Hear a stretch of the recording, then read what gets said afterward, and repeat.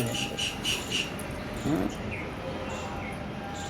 ఆకుకి ఇలా చీడ పడుతుంది అంటే దీన్ని చూసుకుని ఇలాంటివి తీసేయాలి మనం. ఎందుకంటే కట్ చేసేస్తే మళ్ళీ ఈ వచ్చేసరి తెల్లగా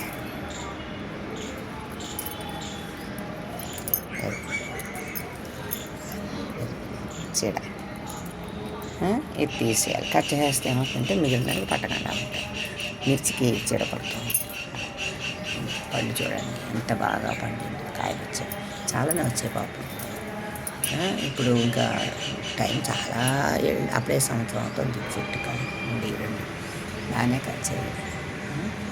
దీన్ని కొంచెం శ్రద్ధ చేసి పెట్టాలి. దీనికి ఏం చేస్తూ ఉంటున్నాము, ఇలాగ అరటిపండు తొక్కల్ని తొక్క తిన్నాక అరటిపండు తిన్నాక తొక్కల్ని ఇలా వేసేయాలి. వేస్తే దీని యొక్క సారం బాగుంటుంది. అందుకోసం ఇది ఎండిపోయాక మళ్ళీ మనం తీసేయచ్చు వీటిలోంచి. దీని సారం అంతా దీనికి వస్తూ ఉంటుంది. మొక్కలన్నిటిలోనూ వేయాలి. ఇదిగో చూసారా ఇలా ఎండిపోయాయి. అరటిపండు తొక్కలు మొక్కల్లో వేస్తే దాని యొక్క సారం బాగుండి బాగా కాస్తాయట, బాగా చేస్తాయట. మరి మా గమలాల్లోకి వచ్చింది ఒక బొబ్బాసి చెట్టు. బొబ్బాసి మొక్కలు వచ్చాయి, ఉంచాను. దీన్ని హైబ్రిడ్ మొక్కలు కదా అని చెప్పి ఎంతవరకు ఎదుగుతుంది అంటే తెలీదు. ఇప్పటివరకు ఎంతవరకు వచ్చింది, బాగుంది.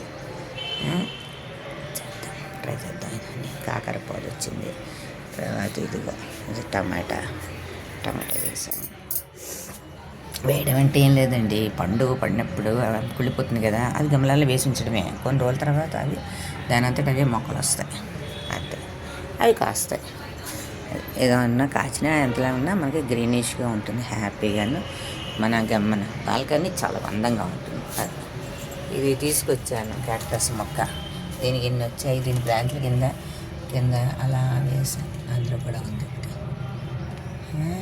ఇది అలోవెరా కూడా చాలా జాగ్రత్తగా పెంచుకోవాలి. ఎక్కువ నీళ్లు పోయకూడదు. ఎక్కువ నీళ్లు పోస్తే ఇలా ఎండిపోతాయి మొక్కల్లో. అందుకని దీనికి ఎక్కువ నీళ్లు పోయకూడదు. వారానికి 2 రోజులు పోస్తే చాలు.